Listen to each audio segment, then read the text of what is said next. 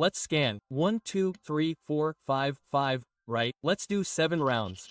We'll need to etch the middle section as well. We'll add our plus here, because we don't need a schematic, folks. We already have 4 components here, just the 2 of them. We're soldering our 10 resistors between the first and third pins of our MOTFs. As I said, there's no need for a schematic, folks. This is a very simple circuit. We bias our 22 ohm resistors to our middle pins. After soldering our 22 ohm resistors to the middle pins of our MOTFs, we solder the 22 ohm resistor we took from the middle pin of our first MOTF to the first pin of our second MOTF here.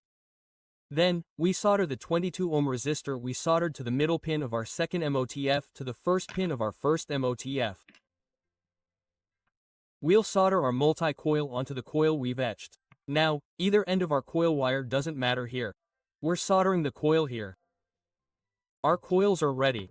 We'll connect our capacitor in parallel between the 2 legs of our coil. So, after etching these areas, let's solder it. Our capacitor will fit right in between. I'll attach carrots to the ends of our coil. We'll easily place them on the MOSFETs here. Then, we'll loosen the screws on our MOSFETs and integrate them into the system.